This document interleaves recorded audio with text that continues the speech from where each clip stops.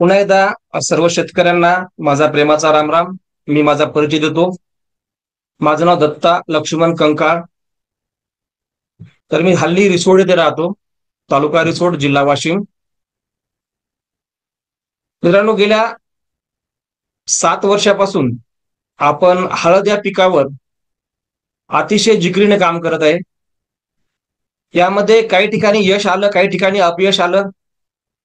पण या 7 वर्षाच्या अनुभवातून एक सिद्ध झालं की हळद हे पीक हलक्यात घेण्यासारखं नाही.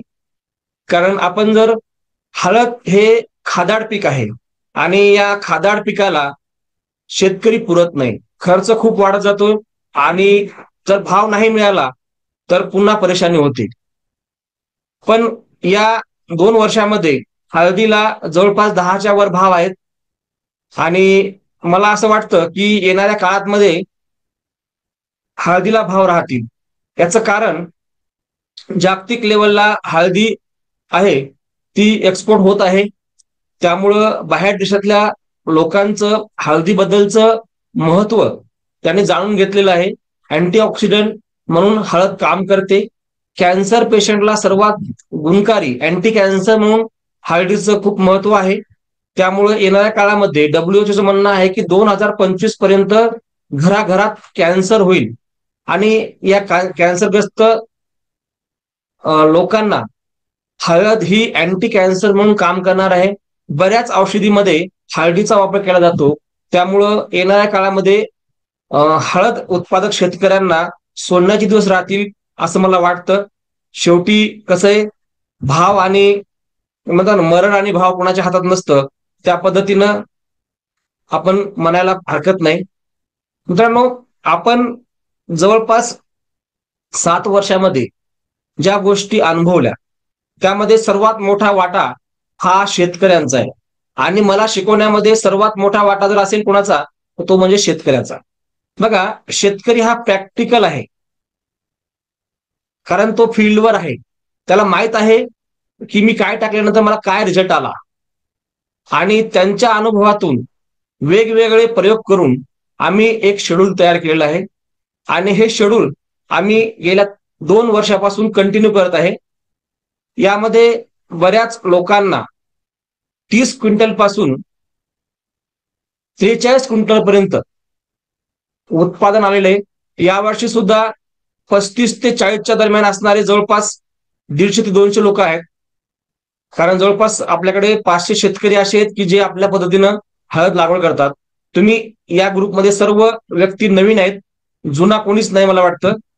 एखादा असेल, एक दोन असेल तर कदाचित असेल, पण सर्व नवीन आहेत. म्हणजे जवळपास 40ला 40 मेंबर हे सर्व नवीन आहेत. मित्रांनो, मला तुम्हाला हे सांगायचंय की हळद पिकाकडे एक नगदी पीक म्हणून बघा आणि नियोजन करा. हळद पिकाला जर व्यवस्थित नियोजन केलं तर 100% आपल्याला एकरी 40 क्विंटलचं उत्पादन गाठता येतं. हळद पिकामध्ये सर्वात महत्वाचं आहे पहिले 3 महिने. बघा, हळद हे 9 महिन्याचं पीक आहे.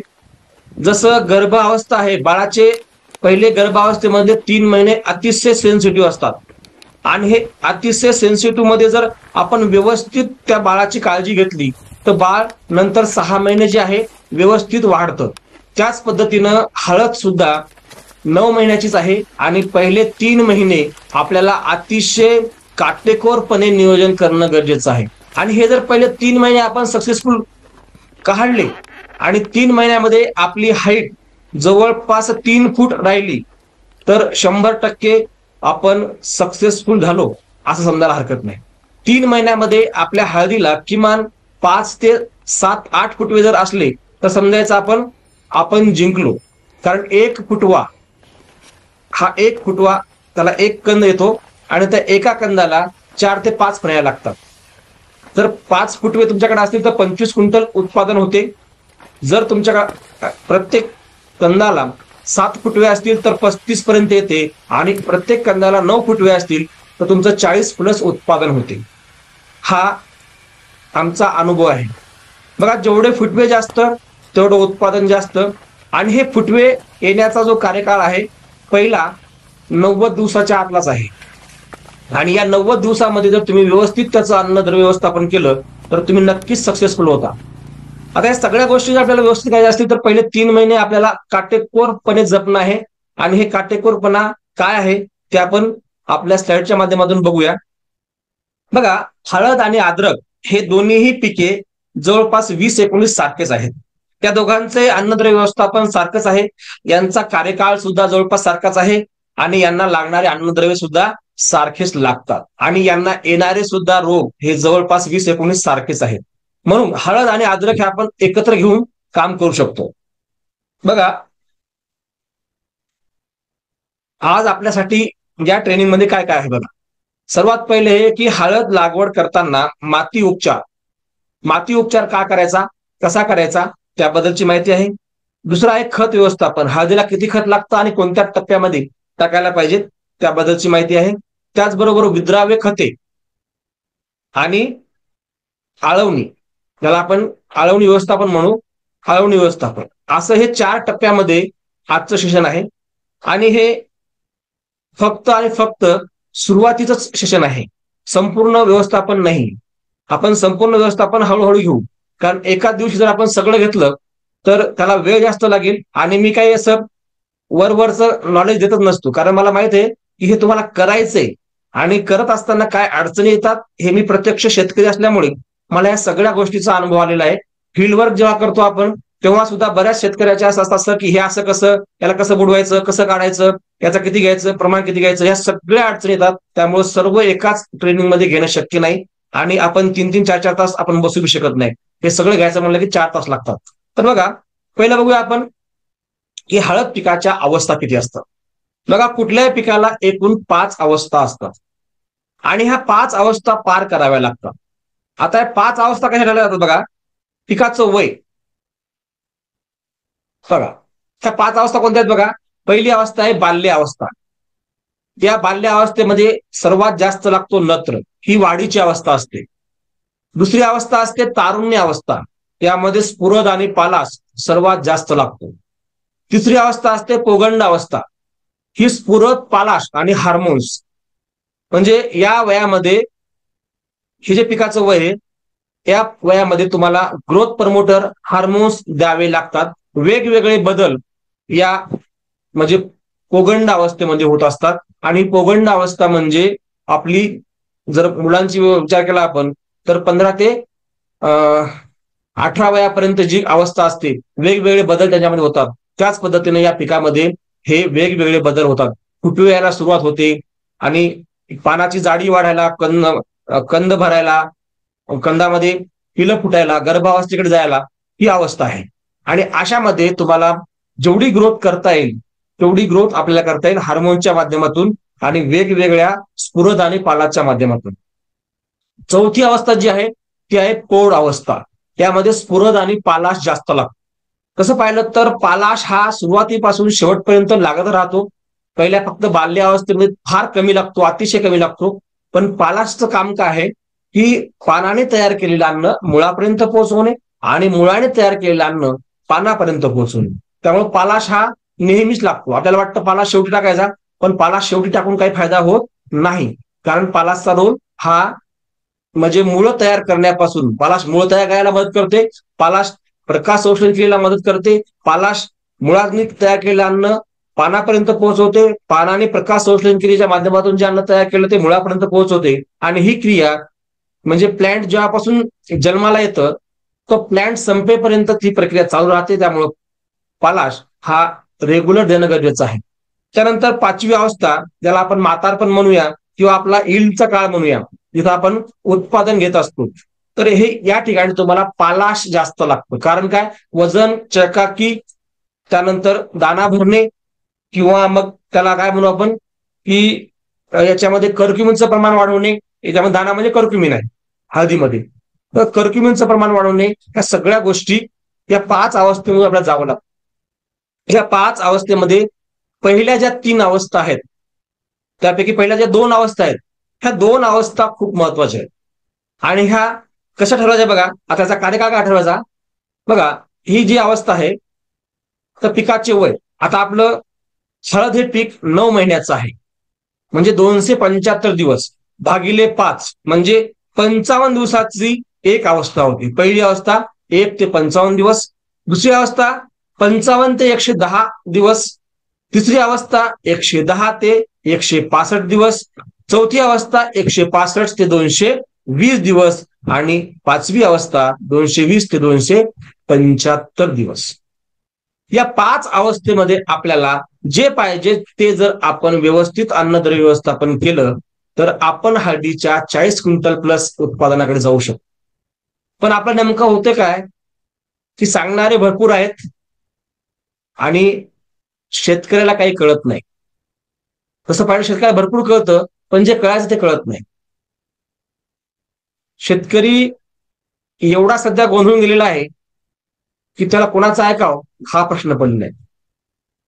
या 5 अवस्था कुठलंही पीक असू द्या, जे पीक आहे, समजा टोमॅटो आहे, 5 महिन्याचा टोमॅटो आहे, त्याला आपण डिवायडेड बाय 5 करा, 5 त्रिक 15, 15 भागिले 1.5 म्हणजे 30 दिवसाचा एक अवस्था तयार होते. तर या पद्धतीने जे पिकाचं वय असेल त्याला 5 न भागायचं, तेवढं त्याचं वय येते आणि या अवस्थेनुसार अन्नद्रव्य व्यवस्थापन करायचं. 100% तुम्ही सक्सेसफुल होणार आहे. बघा, आता पहिले 55 दिवस म्हणजे जी पहिली अवस्था आहे ती आजच्या मीटिंगमध्ये आपण घेणार आहोत आणि दुसरी मीटिंग आपली पुढच्या 55 दिवसाच्या नियोजनावर होणार आहे. त्यामुळे पहिले 55 दिवस अतिशय महत्वाचे आहेत. इतके महत्वाचे आहेत की पहिले 55 दिवस जर आपण व्यवस्थित ग्रोथ करण्यामध्ये सक्सेसफुल झालो तर आपण 90% जिंकलो. कारण पहिले 60 दिवस हळदीचं उत्पादन ठरवतात. त्यामुळं पहिले 60 दिवस खूप महत्वाचे आहेत. त्यामध्ये पहिली अवस्था आपण घेणार आहे 1 ते 55 दिवसाची आणि ही 55 दिवसाची अवस्था आपल्याला कशी पार करायची ते पहिले बघूया आपण. बघा, आपल्याला हळद लागवड करायची आहे. हळद लागवड असू द्या, केळी लागवड असू द्या, ऊस लागवड असू द्या किंवा शेती म्हणजे कुठली शेतीमध्ये कुठले पीक घ्यायचं असेल तर तुमच्याकडे हे 5 ड्रम असणं गरजेचे आहे. गेला तो काळ दुकानावर जाणे, काहीतरी आणणे आणि टाकणे. आता तुम्ही काहीही टाका, काहीच त्याचा उपयोग होत नाहीये. काही टाका. मला दिवसातून 3-4 फोन असे येतात की सर, आमची हळद खूप वाढली होती, आम्हाला वाटलं एकरी 30 क्विंटल होईल, पण 20 बी बरोबर होत नाहीये. आम्ही खर्च 70-80 हजार रुपये केला तरी पण काहीच फायदा झाला नाही. आम्ही खतं एवढी टाकली तरी काही फायदा झाला नाही. चांगले चांगले दिग्गज लोक जे मला म्हणत होते सर असं जीवाणू फिवाणू काही येत नाही, आज ते आले होते आणि ते म्हणतात नाही सर तुम्ही म्हणतात तेच खरंय. मी 80 हजार रुपये एकरी खर्च केला आणि माझं उत्पादन 20 क्विंटल झालं नाही. आणि आमच्याच गावामध्ये तुमचा एक कस्टमर आहे, त्या कस्टमरनं सांगितलं की कंकाळ सरकडून मी हे सगळं आणलं आणि हे जीवाणू कल्चर वापरले म्हणून मला 33 क्विंटल हळद झाली आणि त्यानं 8 एकरचं बेन ठेवलं. म्हणजे विचार करा, जर तुम्हाला खरंच उत्पादन घ्यायचं असेल तर सेंद्रिय शेतीशिवाय पर्याय नाही. येणारा काळ तुम्हाला जर शेती करायची असेल तर हे ड्रम तुम्हाला वापरावेच लागतील. पहिला ड्रम जीवाणू कल्चर, वेगवेगळे एनपीके जीवाणू, स्फुरद विरघळणारे जीवाणू, पालाश विरघळणारे जीवाणू, झिंक विरघळणारे जीवाणू, एनपीके नत्र विरघळणारे जीवाणू हे तुमच्याकडे लागा पाहिजेत म्हणजे पाहिजेतच. दुसरा आहे ट्रायकोडर्मा. हा ट्रायकोडर्मा तुम्हाला वापरावाच लागेल कारण जमिनीमध्ये एवढी बुरशी वाढलेली आहे की आज रोजी तुम्ही काही टाकलं तरी ते त्याला मुळकूज लागत आहे. 100% जमिनीमधला सगळा मायक्रोरायझा ट्रायकोडर्मा नष्ट झालेला आहे. त्याचं कारण की आपण जमिनीमध्ये वेगवेगळे रासायनिक बुरशीनाशके टाकून जमिनीमधले जी चांगली बुरशी आहे ती नष्ट केलेली आहे.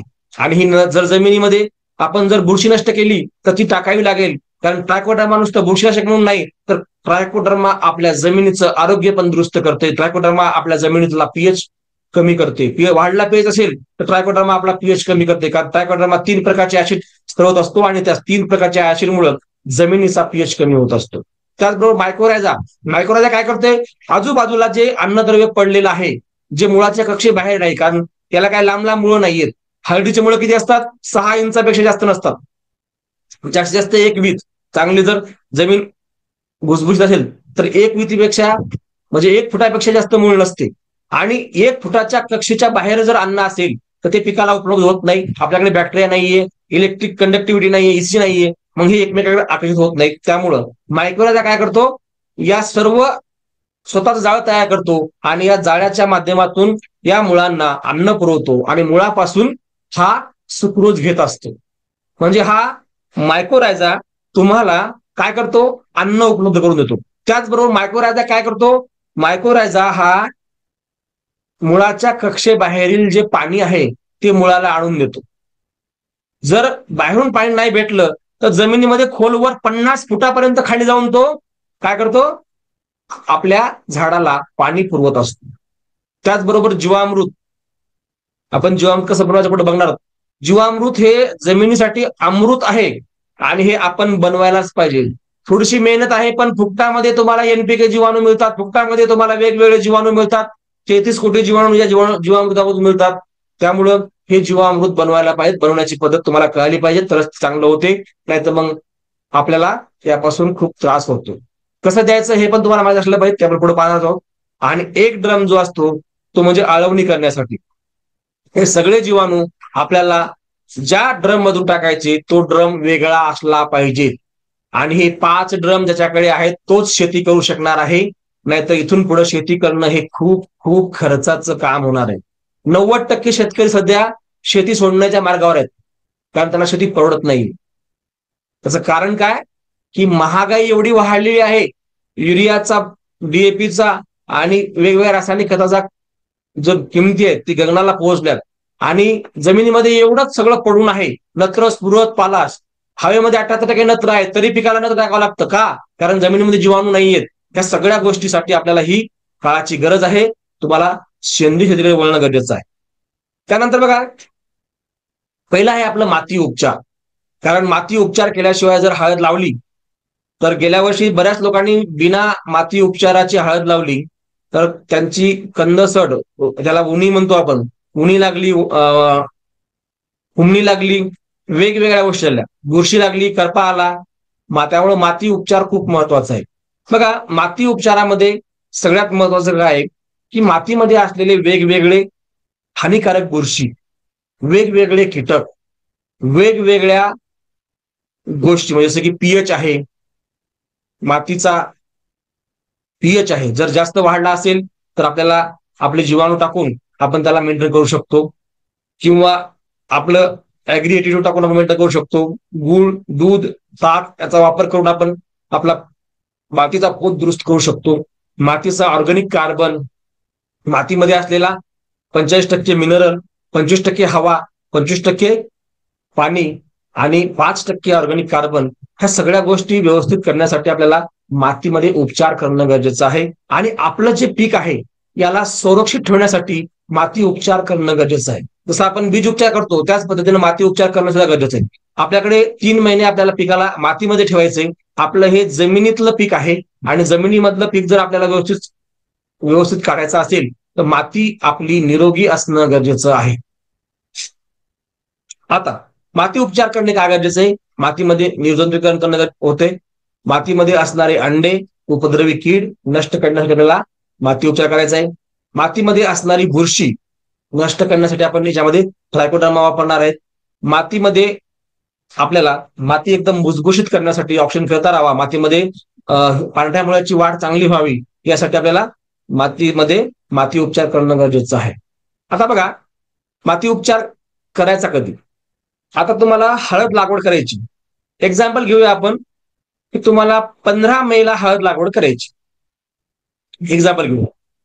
तर तुम्हाला या सर्व गोष्टी अगोदर पासून सुरुवात करावी लागणार आहे.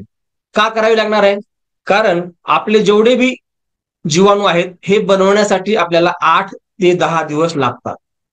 जसं की जीवाणू कल्चर हे बनवण्यासाठी आपल्याला 10 दिवस लागतात. ट्रायकोडर्मा बनवण्यासाठी आपल्याला 10 दिवस लागतात. आणि मायकोमिल हे बनवण्यासाठी, म्हणजे मायक्रोरायझा बनवण्यासाठी सुद्धा 10 दिवस लागतात. बघा, याची बनवण्याची प्रत्येकाची प्रोसेस वेगवेगळी आहे.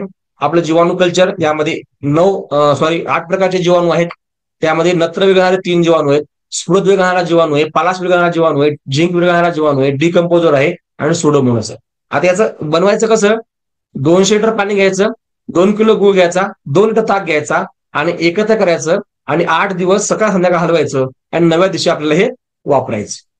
त्याच पद्धतीने ट्रायकोडर्मा कसा बनवायचा, ट्रायकोडर्मा घ्यायचा 100 ग्राम, 100 लिटर पाणी घ्यायचं, त्याला 2 किलो गुळ घ्यायचा आणि 2 किलो बटाटा घ्यायचा, तो उकडायचा, त्याचा बारीक पीस करायचा आणि याच्यामध्ये टाकायचं. सेम तीच प्रोसेस मायक्रोरायझाला पण आहे.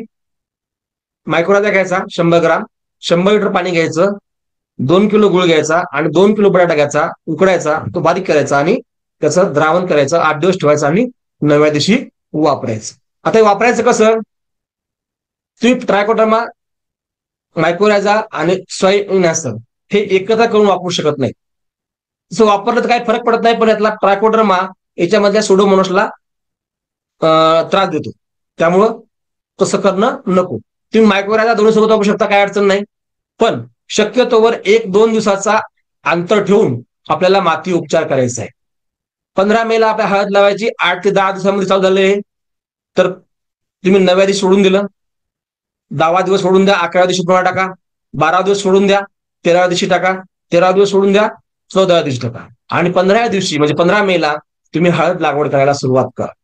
सर्वात पहिले हे करण्या अगोदर तुम्हाला पहिले ड्रीप आथरायचंय, बेड पाडायचे, त्यामध्ये बेसल डोस टाकायचा, त्यामध्ये पाणी टाकायचं आणि हे 8 ते 10 दिवस आपल्याला काय करायचं, ज्या दिवशी तुम्ही जीवाणू कल्चर टाकले त्या दिवशी तुमचं बेड पाडून तुमचे बेसल डोस टाकून तुम्हाला हे काम ओके झालं पाहिजे आणि नंतर तुम्हाला हे माती उपचार करायचा आणि माती उपचार केल्यानंतर तुम्हाला हळद लागवड करायची. आता हे असं का करायचं? बघा, आपल्याला प्रत्येक मिनिट महत्वाचा आहे. आपल्याला या सगळ्या प्रोसेसला 15 दिवस लागायचे. जर आपण हे हळद लागवड केल्यानंतर 8 दिवसानं जर केलं तर ते लगे लागू व्हायला कम्प्लीट 25 दिवसानंतर, 20 दिवसानंतर. आणि त्या काळामध्ये याच्यामध्ये जो मायक्रोरायझा आहे हा काय करणार आहे? मायक्रोरायझा हे मुळं वाढवणार आहे आणि हळकुंडाला जेवढ्या लवकर मुळं फुटतील तेवढं ते लवकर उगवण शक्ती त्याची चांगली होईल. दुसरी गोष्ट, बरेच हळकुंड काही बारीक असतात, त्यांना मूळ फुटायला वेळ लागतं, अन्नद्रव्य उचलत नाहीत. अशा वेळेस मायक्रोरायझा जर त्याला पूर्ण मायक्रोरायझा जर आवरण केलं तर ते त्याला अन्न उपलब्ध करून देईल. त्याचबरोबर ट्रायकोडर्मा, बऱ्याच वेळा असं होतं की आपण उपचार करून सुद्धा काही प्रमाणात बुरशी त्या हळकुंडाला असते किंवा ओलं हळकुंड झाल्यानंतर मॉइश्चर जर वाढलं तर त्या हळकुंडाला काय होऊ शकते? बुरशी लागू शकते आणि बुरशी लागल्यामुळं ते हळकुंड सडू शकते. ते सडू नये, बुरशी लागू नये म्हणून ट्रायकोडर्मा दिलेला आहे. त्याचबरोबर झाडाला अन्न उपलब्ध करून देणारे हे जीवाणू आहेत. हे जीवाणू अन्न तयार करून ठेवतील, म्हणजे झाड ते आपलं बी आलं पडलं की त्याला लगे रेडी, अन्न रेडी, पाणी रेडी, सर्व रेडी. म्हणजे आपल्याला जिथं लोकांना उगवायला 45 दिवस लागतात सारखे तास दिसायला, म्हणजे या काळचा त्या काळाला तास दिसायला 40 दिवस लागतात कमीत कमी. पण मी सांगतो 21व्या दिवशी या पद्धतीनं आम्ही 21व्या दिवशी तुम्हाला सरळ तास दिसेल, तास म्हणजे तास पूर्ण उघडलं तुम्हाला 21व्या दिवशी दिसेल. एवढी ताकद या माती उपचारामध्ये. आपण गेल्या 7 वर्षापासून याच्यावर अहोरात्र प्रयोग करत आहे, अजून बी शिकतच आहे. आणखीन बघा, कसबे डिग्रजचं हायेस्ट उत्पादन 61 क्विंटल आहे आणि त्यांचं 61 क्विंटल 12-15 ते तुमचे जे शास्त्रज्ञ आहेत यांच्या अंडर ऑब्झर्वेशन मध्ये त्यांनी 61 क्विंटल पर्यंत गेले आणि एकाच एकर मध्ये गेले. आपल्याला एवढं तर आपल्याकडे नॉलेज नाहीये, पण आणि मी त्यांच्यासोबत संपर्कही केला पण ते काहीच सांगायला तयार नाहीये. आता ते का सांगत नाहीत त्यांचं त्यालाच माहित, बरोबर आहे.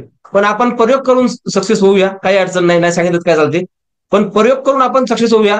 आता आपण 45 पर्यंत गेलो, 44 पर्यंत गेलो, आपण लवकरच 50 पर्यंत जाऊ आणि हळूहळू ज्या चुका आपण यावर्षी झाल्यात आणि ज्या गोष्टीतून आपल्याला काहीतरी शिकायला मिळालं तर ते आपण हळूहळू ते वाढवत जाऊ.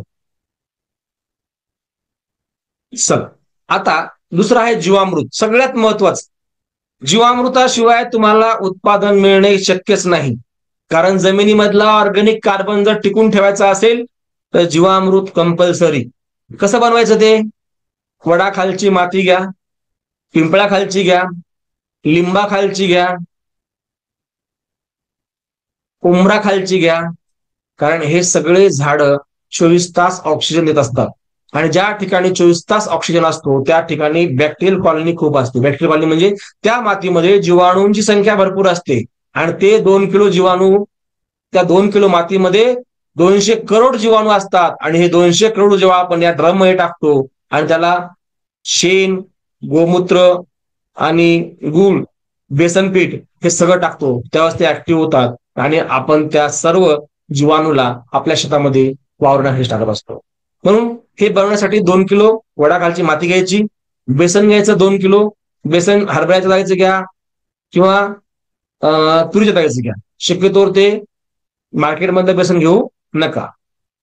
गुळ हा 2 किलो घ्या, 100% ऑर्गॅनिक गुळ घ्या, काळा गुळ घ्या, सडलेला गुळ घ्या, ते अतिशय चांगला. पाणी 200 लिटर घ्या, पाणी शिळं घेऊ नका, शक्यतो तातं पाणी घ्या, कारण त्यामध्ये सुद्धा वेगवेगळे बॅक्टेरिया असतात. गाईचं शेण हे 5 किलो ताजं घ्या, वाळलेलं उन्हात हे तपलेलं घेऊ नका. आणि 200 लिटर पाणी जे द्रावण तयार होईल, जे जीवामृत तयार होईल, हे दर महिन्याला आपल्याला 200 लिटर द्यायचंय. मिक्स करून वस्त्रगाळ करून घ्या, दर महिन्याला याची आळवणी करा किंवा ड्रीपद्वारे सोडा. शक्यतोवर आळवणी केलं तर खूप चांगलं, पण पुढं पुढं काय होतं, हळद खूप मोठी होते आणि आळवणी करणं अवघड होते. पहिले 1-2 महिने आपण आळवणी करू शकतो, पण नंतर वस्त्रगाळ करा, कापडाने गाळून घ्या आणि ड्रीपनं बिंदास सोडा, काही अडचण नाही. पण जेव्हा तुम्ही हे जीवामृत सोडायचं असतं त्या दिवशी त्याला हलवू नका, पण हलवलं की ते सगळा गाळ उठतो आणि मग किती आपण वस्त्रगाळ केली तरी वस्त्रगाळ होत नाही. हा माझा वैयक्तिक अनुभव आहे, कारण मी एक शेतकरी आहे. आज जरी कोटवर असलो तरी मी शेतकरी आहे, मला सगळं प्रॅक्टिकल नॉलेज आहे. तर ते वस्त्रगाळ करून तुम्ही घेऊ शकाल. हलवायचं नाही, वरचं पाणी घ्यायचं आणि मग नंतर हलवायचं. आता येऊया खत व्यवस्थापन. बघा, यामध्ये खत व्यवस्थापन मध्ये आपल्याला प्रमुख एकरी अन्नद्रव्य किती लागतं बघा. हळद या पिकाला नत्र, स्फुरद, पालाश हा हळदीला नत्र लागतो 80-50-50 आणि याचं जर आपण किलो मध्ये घेतलं तर 109 किलो, 313 किलो आणि 75 किलो, म्हणजे 2 बॅग युरियाच्या, 6 बॅग सिंगल सुपर फॉस्फेटच्या आणि 2 बॅग एमओपीच्या, असं याचं एकरी अन्नद्रव्य व्यवस्थापन आहे. आणि हे सगळं 90 दिवसाच्या आत व्हायला पाहिजे. चला, पहिला dose 5 bag single super phosphate, 2 bag 10-26-26, 1 bag MOP आणि 10 किलो मॅग्नेशियम सल्फेट आणि 10 किलो ह्युमिक ग्रॅन्युअल. पहिला डोस आपल्याला घ्यायचा आहे आणि हे यासोबत ऍग्री मिक्स करायचं, या खताला लावायचं आणि हे खत भट्टी खत तयार करण्यासाठी टाकून द्यायचं. त्याचा तुम्ही स्क्रीनशॉट घेऊ शकता. जर तुमची जमीन चुनखडी असेल तर तुम्हाला अन्नद्रव्य व्यवस्थापन बदलावं लागेल. 10%, 20% जर चुनखडी असेल तुमची, तुम्हाला बदलावं लागेल. तुम्हाला नत्र अमोनिकल फॉर्म मधलं घ्यावं लागेल आणि स्फुरद हा डीएपी द्वारे घ्यावा लागेल, डाय अमोनियम सल्फेट. आणि पोटॅश हा तुम्हाला sulphate of potash, potassium sulphate याद्वारे घ्यावा लागेल, म्हणजे तुम्हाला ते सर्व अन्नद्रव्य उचलतील. आणि मॅग्नेशियम 10 किलो आणि ह्युमिक ग्रॅन्युअल 10 किलो हे कंपल्सरी घ्यावं लागेल. बघा, चुनखडी व्यवस्थापन वेगळं आणि आपल्या काळे आणि दुसऱ्या मात जिथं चुनखडी नाहीये अशा ठिकाणचं व्यवस्थापन वेगळं. बघा, 2 प्रॉब्लेम आपल्याला नेहमी येतात. चुनखडी जमीन जर तुमची 25-30% जर चुनखडी जमीन असेल तर मला वाटतं हळद तुम्ही घेऊच नाही त्यामध्ये, कारण चुनखडी जमिनीमध्ये जमिनीमधले जे पीक आहेत ते तेवढे चांगले येत नाही. 10%, 15% जर असेल तर होते, पण 30-35% जर तुमचं चुनखडी असेल तर शक्यतो तुम्ही हळद लागवड करण्याच्या नादात पडू नाही असं मला वाटतं. कारण किती जरी आपण त्याला अन्नद्रव्य व्यवस्थापन केलं तर त्यामधला पिवळेपणा जातच नाही आणि त्याचं अन्नद्रव्य खूप कमी येतं. त्यामध्ये जर ते पाणी धरून ठेवणार नसेल, चुनखडी वेगळी असेल, तर मग तुम्हाला चांगलं उत्पादन मिळू शकतं. आता हे जे खत आहे या खताची तुम्हाला भट्टी बनवायची. भट्टी का बनवायची? कारण भट्टी खत केल्यानं जिथं तुम्ही 1 बॅग टाकल्यानंतर जे 4 बॅगचा जो रिझल्ट आहे तो एका बॅग मध्ये मिळू शकतं, असा आमचा अनुभव आहे. त्यामुळे भट्टी खत तयार करणं कंपल्सरी आहे. तुम्हाला जर उत्पादन घ्यायचं असेल, कमी खर्चामध्ये घ्यायचं असेल तर भट्टी खत करा. नाही तर मग पुन्हा कसं म्हणतात, सर एवढा खर्च लय होतो, मग आम्ही एवढं खत टाकले, तुम्ही म्हणले एवढंच टाका, मग टाकलं पण आम्ही झालं नाही, असं का होतं? कारण तुम्ही भट्टी केली का नाही हे मी पाहायला येणारच नाही. बरोबर आहे, हे तुम्हालाच माहिती. मग मी ब्लेम आमच्यावर ठेवता. त्यामुळं जे मी सांगतो ते तंतोतंत करा, 100% रिझल्ट मिळतो. आणि एवढं करून जर रिझल्ट नाही मिळाला तर नशीब तुमचं, त्याला मी काहीच करू शकत नाही. कारण माझं काम आहे मार्गदर्शन करणं, करणं आणि करून घेणं हे सर्व तुम्हाला करावं लागणार आहे. आता बघूया आपण भट्टी कशी बनवायची. खताची भट्टी तयार करण्याची प्रोसेस बघा. डीएपी असेल, 10-26-23 असेल, 20-20-0-13 असेल, कुठलंही खत तुम्ही घेतला असेल, 50 किलो खत त्याचं प्रमाण तुम्हाला सांगतो. 50 किलो खताला बाकीचे प्रोडक्ट काय काय लागतात.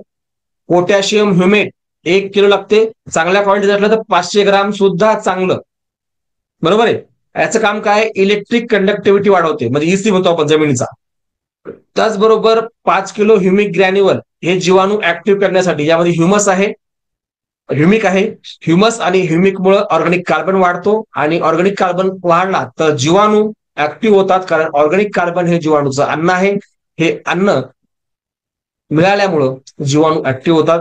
त्याचबरोबर गुळामधून ग्लुकोज मिळते. जीवाणूला ग्लुकोजची गरज असते, त्यामुळे जीवाणू ऍक्टिव्ह होतात. त्याचबरोबर खळी, त्याला पेन म्हणू आपण. सरकी पेन घ्या, नीम पेन घ्या, शेंगदाणा पेन घ्या, कुठलीही पेन घ्या. 10 किलो नायट्रोजनचा उत्तम स्रोत आहे तो. आणि आपल्याला पहिल्या म्हणजे पहिला जो आपली पहिली अवस्था, सॉरी, आपली जी पहिली अवस्था आहे त्या पहिल्या अवस्थेमध्ये आपल्याला नायट्रोजनचं प्रमाण जास्त लागतं. त्यामुळे या 10 किलो पेन मधून खूप सारा नायट्रोजन तुम्हाला मिळणार आहे. जंगलातली माती, वडाखालची, उमराखालची, लिंबाखालची जी तुम्हाला भेटल त्या 4-5 झाडाची, ती घ्या. नाही भेटली तर तुमच्या शेतामधली जिथं तुम्ही खूप कमी तणनाशक वापरलेलं आहे अशी तुम्हाला माती घ्यायची. आता माती किती घ्यायची, जर तुम्ही 50 किलो डीएपी घेतली असेल तर तुम्हाला त्याच्या 3 पट माती घ्यायची, म्हणजे 150 किलो माती घ्यायची. आणि 50 किलो तुम्ही शेणखत घ्यायचंय जर तुम्ही 50 किलो डीएपी घेतली असेल तर. म्हणजे जेवढं रासायनिक खत तेवढंच तुम्हाला काय घ्यायचं, शेणखत घ्यायचं. सगळं शेणखत यामध्ये टाकायचं नाही, प्रमाणामध्ये सगळं घ्यायचं. आता जर तुम्हाला या ठिकाणी 2 डीएपीच्या बॅग घेतल्या, तुम्हाला काय वाढवायचं, माती आणि शेणखत एवढंच वाढवायचं. पोटॅशियम ह्युमिक वाढवायची गरज नाही, ह्युमिक वाढवायची गरज नाही. खळी तुम्ही वाढवू शकता आणखीन 10 किलो. तुम्हाला बाकी काही वाढवायची गरज नाही. आणि आपल्या याच्यामध्ये 2 बॅग येतात, त्यामुळे तुम्ही पोटॅशियम ह्युमेट 1 किलो घ्या, ह्युमिक ग्रॅन्युअल 5 किलो घ्या, आणि गुळ तुम्ही 4 किलो घेऊ शकता, कारण तुम्ही हे वाढवलेलं आहे. आणि पेंट तुम्ही 10 किलो घ्यायच्या ऐवजी 20 किलो घ्या. आणि जंगलातली माती ही 300 किलो घ्या, आणि 100 किलो शेणखत घ्या. कारण तुम्ही 2 बॅग हे केलं, 2 बॅग म्हणजे 50 किलो. या पद्धतीनं आपल्याला हे घ्यायचं. आता हे आपण घेतलं. आता दुसरं काम काय करायचं बघा. बघा यानंतर काय काम आहे, असं एक गोनपाट घ्यायचं, आणि या गोनपाटावर हे सगळं मटेरियल टाकायचं, आणि हलक्या हाताने त्यावर पाणी शिंपडायचं. पाणी किती शिंपडायचं, याला फक्त नुसतं ओलं करायचं. यामधून पाणी बाहेर निघलं नाही पाहिजेत, त्याचा चिखल झाला नाही पाहिजेत. हे फक्त वापसा कंडिशन मध्ये ओलं करायचं. हे सगळं द्रावण जेव्हा तुम्ही मुठीमध्ये धरसाल, दाबसाल, गोळा बनेल, सोडून दिला की फुटेल, त्याला म्हणायचं वापसा कंडिशन. तर वापसा कंडिशन मध्ये याला ओलं करायचं. चांगलं मिक्स करायचं, मिक्स करायचं, मिक्स करायचं, आणि थोडं पाणी मारायचं, मिक्स करायचं, पाणी मारायचं, मिक्स करायचं, पाणी मारायचं. सगळं एक जीव झालं, एकमेकात सगळ्या गोष्टी मिक्स झाल्या तर ते तुमचं व्यवस्थित मिक्सचर बनतं. त्यामध्ये जी पेंड आहे ही पेंड शक्यतो अगोदरच बारीक करून घ्यायची, कारण मला माहिती आहे पेंड नंतर तशीच राहते खपल्या खपल्या. त्यामुळे ती पेंड बारीक करून घ्या, लाकडाने, गोट्याने, कशाने तरी बारीक करा, आणि नंतरच तुम्ही याच्यामध्ये टाका, मिक्स करा. नाहीतर पेंडचा खूप मोठा प्रॉब्लेम येतो, आणि मग ती तशाला तशीच पेंड राहते. त्यामुळे हे मिक्स करण्यासाठी तुम्हाला एवढं मेहनत घ्यायची आहे. आता हे घेतल्यानंतर काय करायचंय, हीच पन्नी घेताना मोठी घ्या, आणि ही पन्नी पूर्ण झाकून टाक. कम्प्लीट ही पन्नी झाकून टाकायची, अशी झाकायची की यामधून हवा बाहेर निघली नाही पाहिजे. यावर गोटा ठेवा, दगड ठेवा, एकदम फिट बांधून घ्या, किंवा वर दोरीनं बांधून घेतलं तुम्ही चालते, गुच्ची अशी बांधली, दोरीनं बांधून घेतलं तरीही चालते, काही अडचण नाही. आता 3 दिवस याला तोडायचं नाही, 3 दिवस फिट बांधून घ्यायचं. 4थ्या दिवशी संध्याकाळी आरामशीर नाकाला पट्टी बांधून हे पूर्ण काय करायचंय, मोकळं करायचं वरचा पडदा फक्त, आणि रात्रभर त्यातली हवा जाऊ द्यायची. पुन्हा सकाळी पुन्हा बांधून टाकायचं आणि पुन्हा 3 दिवसाला झाकून टाकायचं. आणि पहिले 3, हा एक 4, आणि पुन्हा 3, 4 आणि 3 7 दिवस, 7-8 दिवस ठेवायचं, 9 दिवस ठेवा. 9व्या दिवशी आरामशीर रात्रभर त्याचा पडदा काढून टाका, पूर्ण वाफ जाऊ द्या, आणि नंतर त्याला चांगलं तोडून, हे सर्व तोडून घ्या. आणि यामध्ये तुम्हाला काय करायचंय, या तयार झालेल्या पूर्ण खतामध्ये तुम्हाला गांडूळ खत किमान 2 क्विंटलपासून 5 क्विंटल, 10 क्विंटलपर्यंत तुम्ही घेऊ शकता. हे यामध्ये मिक्स करायचे गांडूळ खत.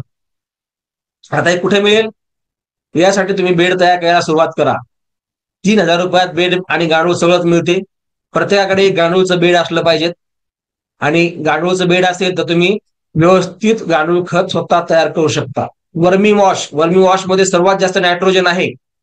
हा सुद्धा तुम्हाला या गांडूळच्या स्वतःचं बेड तयार केलं तर त्यापासून मिळू शकतो. त्यामुळे गांडूळ बेड हा प्रत्येकाकडे कंपल्सरी असला पाहिजे. 5 ड्रम कंपल्सरी, 1 गाय कंपल्सरी. शेती करायची तर त्या शेतीला लागणारं सर्व भांडवल तुमच्याकडे असायलाच पाहिजे, तरच शेती फायद्याची होते, नाही तर शेती तोट्याची होते. त्यानंतर तुम्ही जे खत आणलेलं आहे, ते तुम्ही आता बऱ्याच लोकांनी आपले जीवाणू कल्चर वापरून सध्या ते इन प्रोसेस आहे, म्हणजे डिकम्पोज करत आहेत. आणि 100% कुजलेलं शेण खतच टाकायचं. अर्धवट कुजलेलं शेणखत टाकलं की हुमणी आळी 100% कंट्रोल होत नाही, कितीही औषध टाका. त्यामुळं अर्धवट कुजलेलं शेणखत हे आपल्या जमिनीसाठी विष म्हणून काम करतं. त्यामुळे 100% कुजवायचा प्रयत्न करा. आज रोजी तुम्ही जर विचार केला तर आज तारीख हे 10 एप्रिल, आणि आपल्याला आणखीन 1 महिना बाकी आहे. तुम्ही आजही जर ते शेणखतावर हे जर जीवाणू कल्चर टाकले, आपले डिकम्पोजर टाकले, तर हे आजही तुम्हाला 10 मे पर्यंत हे सगळं तयार होतं.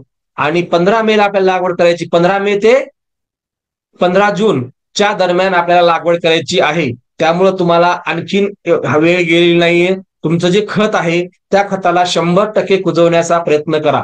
बघा, आपल्या छोट्या छोट्या चुका ह्या नंतर खूप बेस्ट होतात. आज तुम्ही 650 रुपये खर्च करायला मागे पुढे पाहणार, तुम्ही उद्या 10,000 रुपये खर्च करणार आहे. हुमणी आळी एकदा लागली तर मला माहिती आहे एकरी 10,000 रुपये खर्च येतो, तरी पण हुमणी आळी कंट्रोल होत नाही. आणि कंट्रोल जरी झाली तरी ती काही कंदाला 100% नाश करते. आणि तिथं मग ऋणी तयार होते. ऋणी काय करते, पुन्हा त्या कंदामध्ये घुसते आणि ते आजूबाजूला राहिलेले ते सुद्धा कंद खराब करून टाकते. म्हणजे 10,000 रुपये नंतर घालायचे, 10,000 रुपये घालून 2-4 क्विंटल उत्पादन घटते.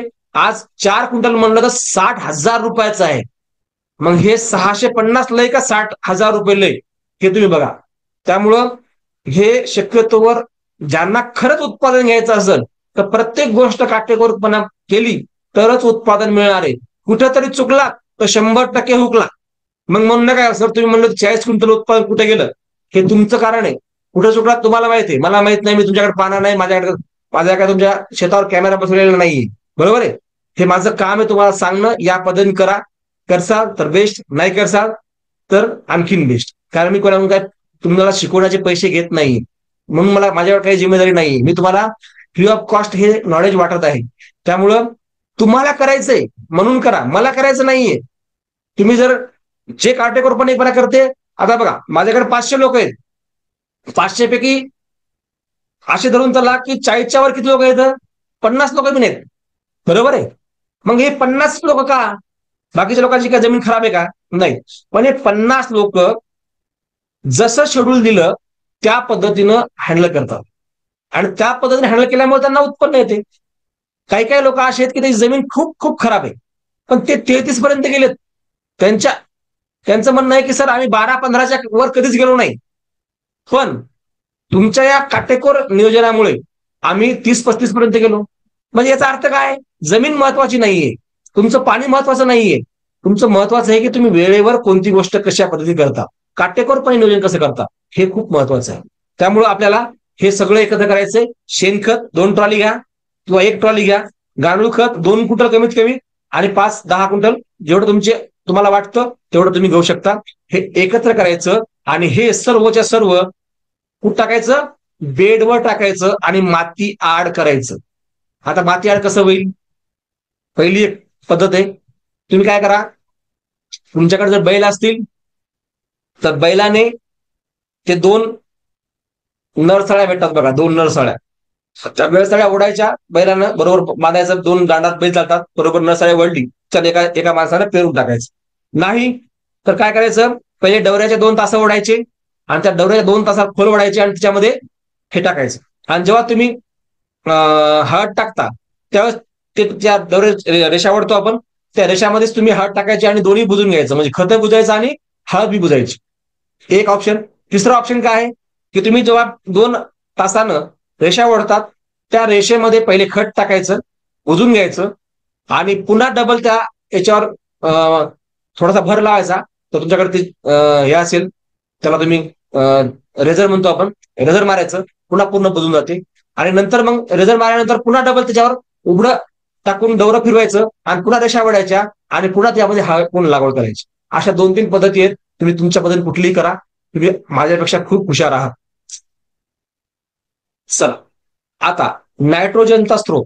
आता आपल्याला युरिया टाकायचा नाही, कारण आपण युरियाच्या एकदम विरुद्ध आहेत. आपल्याला युरिया हा आपल्या शेतीसाठी विष आहे. का विष आहे? कारण युरिया टाकल्याने जमिनीमधला ऑर्गॅनिक कार्बन हा घटतो. कारण युरिया जेव्हा आपण जमिनीमध्ये टाकतो त्यामधला 20 ते 30% युरिया हा पिकं उचलतात आणि उरलेला जो युरिया आहे तो आपल्या कार्बन सोबत ऑक्सिडीकरण होऊन हवेमध्ये उडून जातो आणि कार्बन डायऑक्साईड तयार होतो. आणि तो कार्बन डायऑक्साईड आपल्या जमिनीमधला ऑर्गॅनिक कार्बन घेऊन जातो. म्हणजे ऑर्गॅनिक कार्बन कमी होण्यामध्ये युरियाचा खूप मोठा वाटा असल्यामुळे आपल्याला युरिया वापरायचा नाही. युरियाला आपल्या पर्याय काय आहे? पहिला आहे रायझोबियम, हा जीवाणू वापरायचा. दुसरा आहे अझोटोबॅक्टर. हा रायझोबियम जो आहे हवेमध्ये 78% नत्र आहे आणि 78% नत्र आपल्या पिकाला उपलब्ध करून देण्याचं काम हा रायझोबियम करत असतो. अझोटोबॅक्टर हा सुद्धा सर्वात जास्त नत्र उपलब्ध करून देतो. आणि आझोस्पेरिलियम हा सुद्धा जमिनीमधलं नायट्रोजन उपलब्ध करून देतो. आणि गोमूत्र, सर्वात मोठा स्त्रोत हा गोमूत्र आहे. आपल्याला गोमूत्र पण आपल्या शेड्यूलमध्ये आहेत. तर गोमूत्र आपल्याला जमा करायचंय, आजपासून जमा करायला सुरुवात करा. आपल्याला जवळपास 100 लिटर गोमूत्र लागणार आहे. पहिल्या 3 महिन्यामध्ये 60 लिटर आणि उरलेल्या सर्व 6 महिन्यामध्ये, किंवा आपण 5 महिने धरूया, पुढचा महिना एक नाही टाकलं चालते, 4 महिने धरला आपण, 4 आणि 7 महिन्यामध्ये आपल्याला 100 लिटर गोमूत्र आपल्याला शेतामध्ये टाकायचं आहे. तुम्ही जमा करा, विकत आणा, काय करायचं ते करा. गोमूत्राशिवाय पर्याय नाही. कारण नायट्रोजन आपल्याला युरियातून द्यायचा नाहीये. कारण युरियातून दिला तर काही वाढ होते, नंतर हळदीवर करपा येतो आणि नुसती हिरवेपणा कामाचा नाहीये. नॅचरल हिरवेपणा आपल्याला पाहिजे, त्यामुळं गोमूत्र. त्याचबरोबर वर्मी कंपोस्ट, वर्मी वॉश.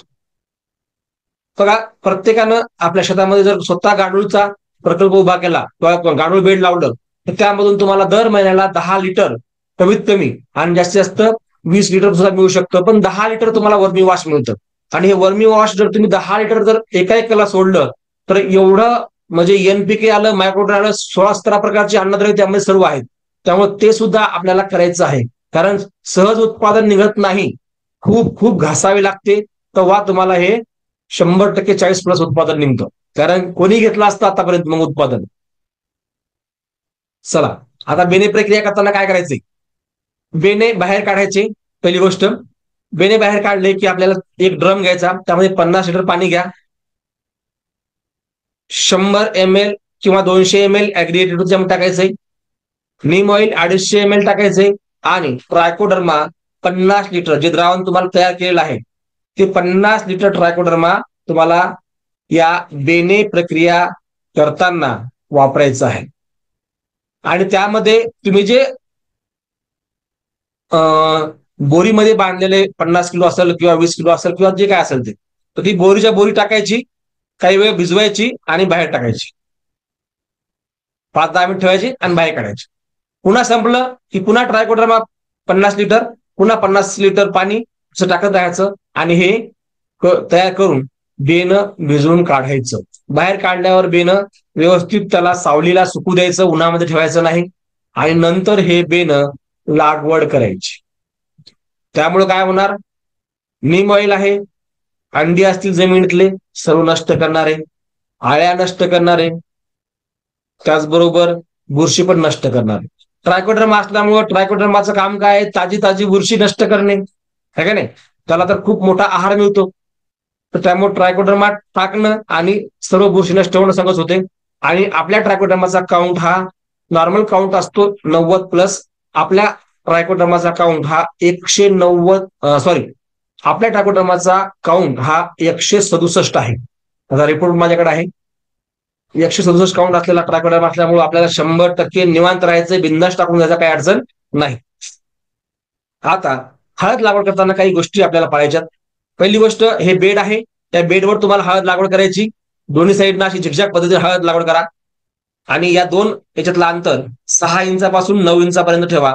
आणि शक्यतो जेव्हा तुम्ही हळद टाकता, आता आपण सरी उभी पाडतो आणि बरेच जण त्यामध्ये उभी हळद लावतात, पण हळकुंड हे उभं टाकायचं नाही, तर आडवं टाकायचं. का टाकायचं? बघा, आडवं हळकुंड टाकलं तर काय होतं आणि उभं हळकुंड टाकलं तर काय होतं? जेव्हा आपण उभं हळकुंड टाकतो तेव्हा आपण त्याच्या आऱ्या येतात, ते बाहेर निघतात आणि काही काळांतराने हे हळकुंड उघडं पडण्याची शक्यता असते. पण हे जर तुम्ही असं आडवं टाकलं, इकडून आऱ्या निघल्या, इकडून आऱ्या निघल्या, इकडल्या साईडला आरे निघतात का? नाही. ही जी साईड आहे इकडची, इकडल्या साईडला आरे नाही, इकडल्या साईडला आपला दांड आहे, म्हणजे इकडून बाहेर आरे निघायचं काम नाही, हळकुंड उघडं पडत नाही. आणि हळकुंड उघडं न पडल्यामुळे कंद माशीचा जो प्रादुर्भाव आहे, कंद साठीचा जो प्रादुर्भाव आहे, तो कमी होतो. त्यामुळं हळद लागवड करताना शक्यतो आडवी त्याला कांडी लावायला सांगायचं, महिला सांगायचं की आडवी कांडी ठेवा. त्यामुळे काय होतं? बेणं जास्त लागतं. पहिली गोष्ट म्हणजे जिथं तुम्हाला 8 क्विंटल लागायचं तिथं तुम्हाला 10 क्विंटल बेणं लागतं. म्हणजे प्लांट पॉप्युलेशन ही मेंटेन होते. दुसरी गोष्ट,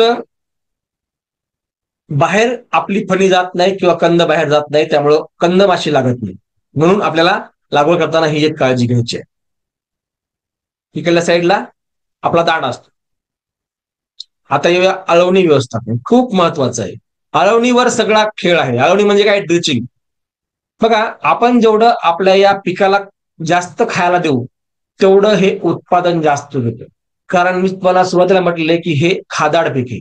केळी, ऊस आणि हळद, अद्रक हे सर्व खादाड पीक येतात. यांना अन्न जास्त लागतं. का? तर याचं वजन जास्त असल्यामुळं, याच्याकडून मिळणारं वजन आहे जास्त असल्यामुळं याला अन्नद्रव्य जास्त लागतं. आणि याला सर्वात जास्त लागतो नत्र आणि स्फुरण, खालोखाल पालाश. आता ही जे अळवणी व्यवस्थापन आहे हे काटेकोरपणे तुम्हाला करावं लागणार आहे. यामध्ये जर तुम्ही 2 दिवस लेट केलात तर पुन्हा 2 दिवस जाणार. आणि याची जर अवस्था एकदा संपली आणि पुढच्या अवस्थेमध्ये जर चुकीचा गेड गेला तर तो नुकसान काही करत नाही, पण फायदाही करत नाही. त्यामुळं अळवणी न चुकता, न विसरता, ज्या दिवशी सांगितली त्याच दिवशी अळवणी जर झाली तर तुम्ही 40 पर्यंत जाणार, नाही तर जाणार नाही. त्यामुळे डोक्यामध्ये फिट घेऊन ठेवा, मी तुम्हाला 40 क्विंटल उत्पादन काढून देणारा कुणीच नाही. उत्पादन तुम्हाला काढायचं, मी फक्त मार्ग दाखवणार आहे. चला, पहिली अळवणी लागवडीच्या 7व्या दिवशी. आता 90% लोक लागवडीच्या काळात ड्रीप लावत नाहीत. इकडून तिकडून ड्रीप लावलं, पाणी सोडत नाहीत, म्हणतात खूप पाणी आहे, खूप पाणी पडायला, काही गरज नाही, आहे का नाही? आपल्याला तसं करायचं नाही. सर्वात पहिले खत लागवड झाली, सरी पाडली, सरी पाडली की लगेच आपल्याला ड्रीप आथरायचं आणि नंतर लागवड करायची. किंवा लागवड केली की लगेच दुसऱ्या दिवशी त्याच्यावर ड्रीप आथरायचं. ड्रीप आथरण्याला 2 दिवसापेक्षा लेट नको. 7व्या दिवशी, ज्या दिवशी लागवड केली त्या दिवसापासून 7व्या दिवशी पहिला आहे जीवामृत. मग तुम्हाला जीवामृत अगोदर 8 दिवसाचं तयार करावं लागतं, बरोबर आहे? गोमूत्र अगोदर आणून ठेवावं लागतं, गोमूत्र 10 लिटर. जीवामृत किती द्यायचं? तुम्ही जर 4 वेळा देत असाल, कारण एका महिन्यामध्ये 200 लिटर घालायचं आपल्याला, तर 4 वेळा जर तुम्ही देत असाल तर 50 लिटर द्या. जर तुम्ही 2 वेळा देत असाल तर 100 लिटर द्या. 1 वेळा 200 लिटर देऊ नका. आणि विभागून देत असाल 5-5 दिवसाला तर 25-25 देऊ शकता, 20-30 देऊ शकता, काही अडचण नाही. पण जीवामृत एका महिन्यामध्ये 200 लिटर कंपल्सरी गेलंच पाहिजे. आता गोमूत्र 10 लिटर गोमूत्र घ्यायचे. ऍग्री ह्युमिक का द्यायचंय? ऍग्री ह्युमिक जेव्हा तुम्ही 7व्या दिवशी देता तेव्हा त्या हळकुंडाला जी सुप्त अवस्था तुटून ते त्याला काय म्हणू आपण, उगवणीच्या अवस्थेमध्ये जातं. आणि उगवणीच्या अवस्थेमध्ये ह्युमस आणि ह्युमिक ह्या 2 गोष्टी लागतात. ह्युमस आणि ह्युमिक एकत्र असलेलं वेस्टेजचं हे ऍग्री ह्युमिक नावानं आहे. त्यामध्ये ह्युमस आहे आणि फॉल्विक ऍसिड, ह्युमिक ऍसिड ह्या सगळ्या गोष्टी यामध्ये इन्क्लूड आहेत आणि स्वस्त आहे. 250 रुपयामध्ये 250 ml. आणि त्यानंतर ऍग्री 82. ऍग्री 82 काय टाकायचंय? ऍग्री 82 जमिनीमध्ये असलेल्या खताला न्यूट्रल करतंय आणि न्यूट्रल केल्यामुळं खत पटकन उचलल्या जातात. त्याचबरोबर जमिनीला भुसभुशीत करतं आणि जमिनीला भुसभुशीत केल्यामुळं पांढऱ्या मुळ्याची वाढ लवकर होते. ऑक्सिजन खेळता राहतो. ऑक्सिजन खेळता राहिला की जीवाणू सुद्धा चांगल्या पद्धतीने वाढतात. त्यानंतर गोमूत्र पुन्हा घ्यायचं 10 किलो, सॉरी 10 लिटर. त्यानंतर गोमूत्र घ्यायचं 10 लिटर. हुमणी किलर, कारण आपण शेणखत टाकलेलं आहे.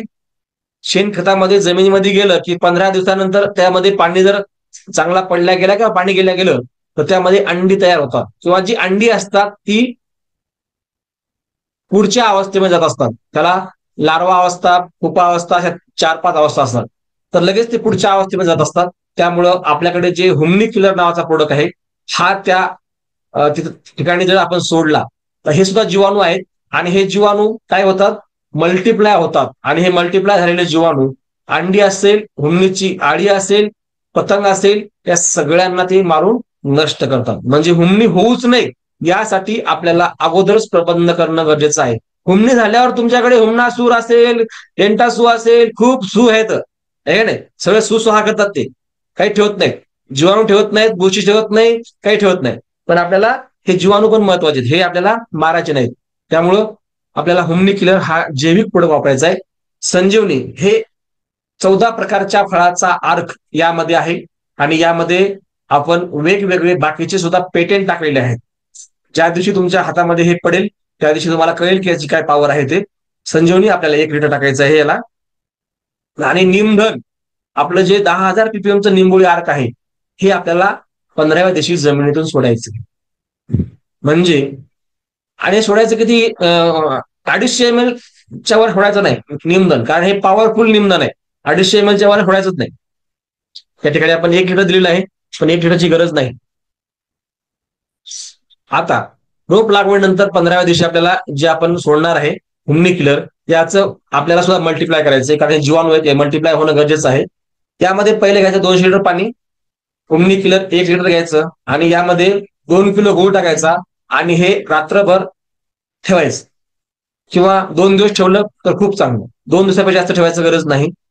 हे 24 तासामध्ये मल्टिप्लाय होतं आणि हे मल्टिप्लाय झाल्यानंतर याचे खूप सारे बॅक्टेरियल कॉलनी तयार होते आणि हे पाणी 200 लिटर पाणी आपण एका एकरला सोडून द्यायचं. आता हळद लागवडीपासून 21व्या दिवशी आपल्याला काय घ्यायचं? 19 5 किलो घ्यायचे आणि हे शक्यतो 2 हप्त्यात घेतलं तर खूप चांगलं. म्हणजे 2-3 दिवसाच्या फरकानं 2.5 किलो घेतलं तर खूप चांगलं. आपल्याला 5 किलो गेलं पाहिजेत एवढा आपला मानकर आहे. तर 5 किलो आपल्याला 19 द्यायचं, यामधून आपल्याला नत्र उपलब्ध होतो. त्याचबरोबर मायक्रोन्यूट्रिएंट आपण दर महिन्याला 500 ग्राम सोडणार आहेत.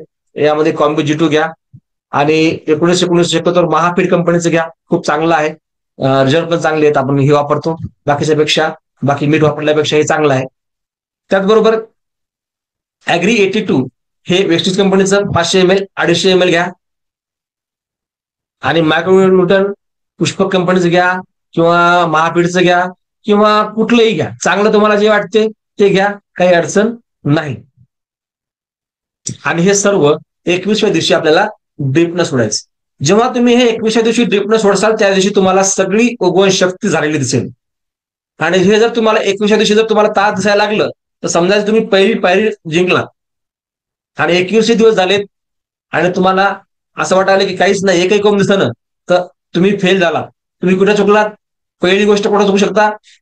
पहिली गोष्ट म्हणजे तुम्ही लागवड करताना जर जास्त खोल गेलं, जास्त जर खोल झालं तर तुम्हाला 21व्या दिवसाच्या ऐवजी 31व्या दिवसामध्ये तुम्हाला वेळ लागेल, म्हणजे 10 दिवस लेट होणार. पण तुम्ही जर 6 इंच जर आपलं जे बेन आहे 6 ते 8 इंचापर्यंत जर लावला असेल तर 21व्या दिवशीच तुम्हाला तास पूर्ण दिसेल, सरळ सरळ तास उघडलं. हे झालं 21व्या दिवशी तुम्हाला हे करायचं.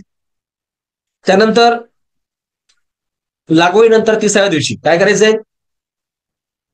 पुन्हा आपल्याला जीवाणू कल्चर सोडायचं कारण हेच सगळ्यात महत्वाचं आहे. तुम्हाला खताला कमी करण्यासाठी हेच मदत करणार आहेत. जीवाणू कल्चर एक खोडायचे, ट्रायकोडर्मा एक खोडायचा आणि मायक्रोरायझा एक खोडायचा.